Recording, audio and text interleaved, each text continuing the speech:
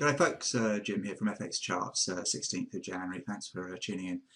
The US dollar performed reasonably well today, underpinned really by better than expected data from the States, the PPI and also the Empire State Manufacturing Index were both quite a bit better than expected, and that helped the dollar out across the board.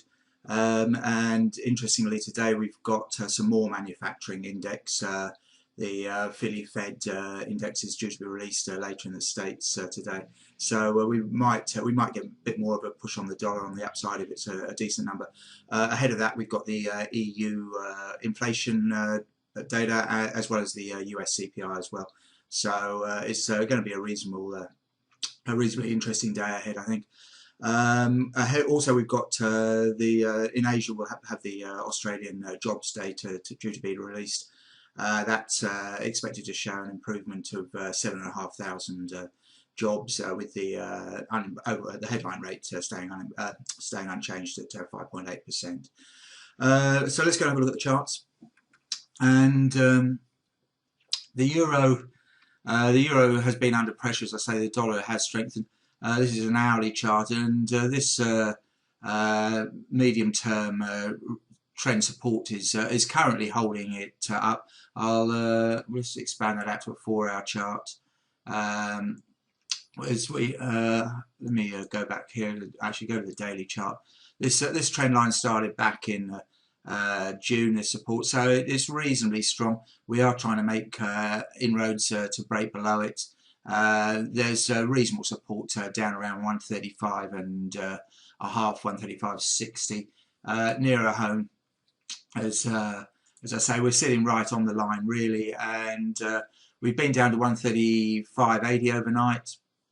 The recent low is 135.40. Now there's some there is some support ahead of that. There's the Ichimoku cloud. If I can just get that up, that's on the dailies. The Ichimoku cloud. It's a bit it's a bit hard to see, but we're just above the base of the cloud now, which in the blue line is the 100-day moving average as well. So if we break down below there, which is 135, just about 135 and a half, there we could see a bit of an acceleration down towards 135. The top side to me, let me just get rid of this Ichimoku. There we are. Now the top side to me looks 136. The figure here we are. It's at the pivot, and the pivot of the whole move up, that is, and that may prove a bit of a magnet today. But if we do head higher, I think 136.30, 136.60, 50, 60. That area is going to hold it on the day. The momentum indicators are beginning to point a bit lower. And the dailies, while they're flat, they're possibly just turning a little bit lower as well. So I kind of favour the downside and a bit more dollar strength, which I think that's building across the board. Dollar yen, well, dollar yen's risen more or less in a straight line, pretty much in line with the Nikkei actually, since the non-farm payrolls induced sell-off late last week. So where are we going from here? The immediate resistance is right ahead at 104.75, and if we get above there today, then I guess we're probably heading back towards 105. I'm not really sure that we are. The 30-minute charts are showing us some quite marked bearish divergence here, so I wouldn't be surprised to see 105 easily cap it today, and maybe we're just due for a bit of a range trade, come back and look at this support down here. It's a 104.35. I don't think we're going below 104 today, and possibly the 200-hour moving average at around 104.30 will cover it. On the dailies are showing some still showing negative momentum, which makes me think that maybe 105 is a little bit toppish.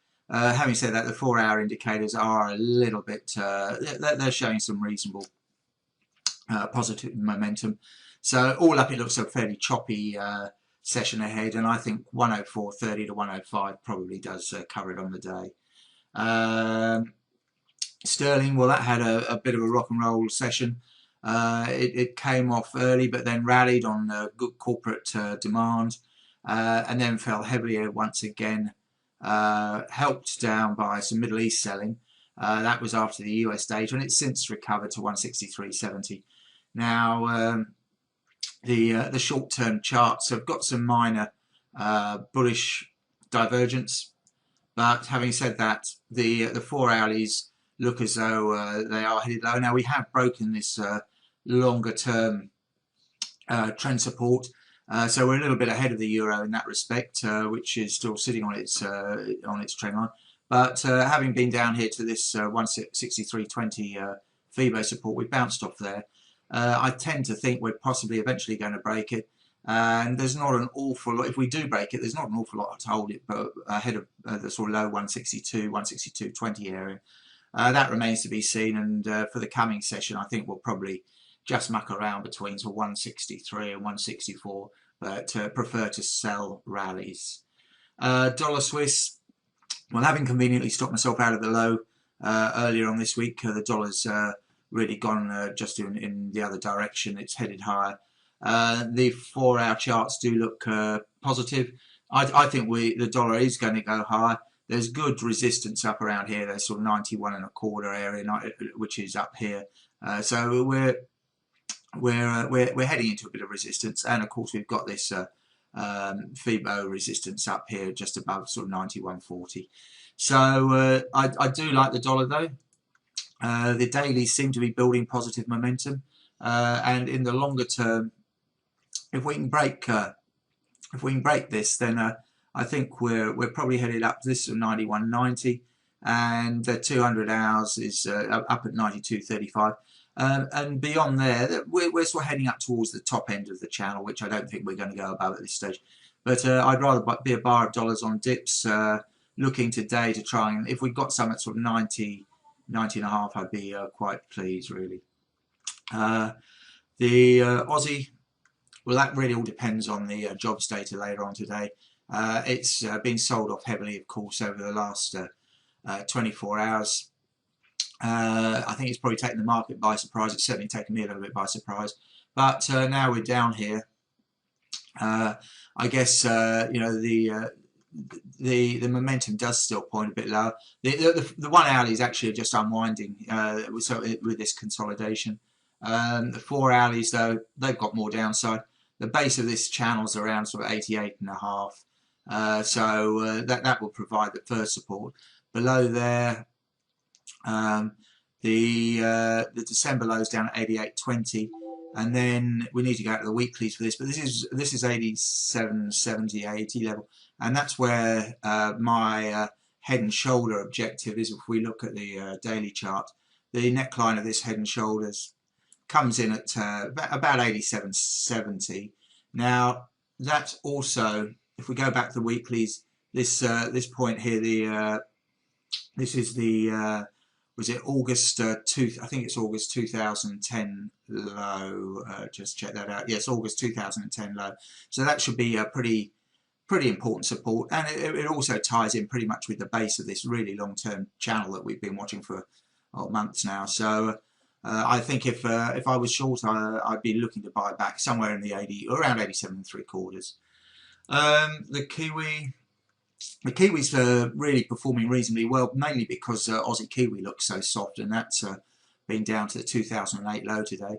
It's sitting above the 100 hour moving average at the moment, and if it breaks that, then I think we could go down and have a look at the 83 figure 10 area.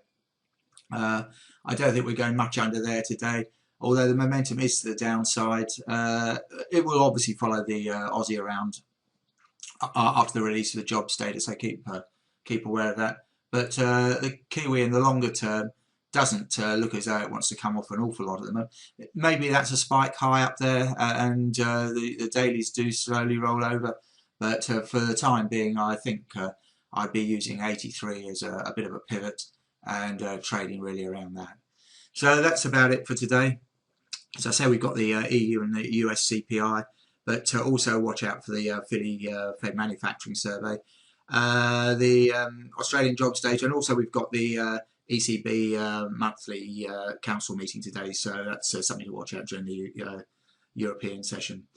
So that's really about all there is today. We hope you have a very good day. It could be a bit of a volatile one, so keep your stops tight, and we'll talk to you tomorrow. Cheers.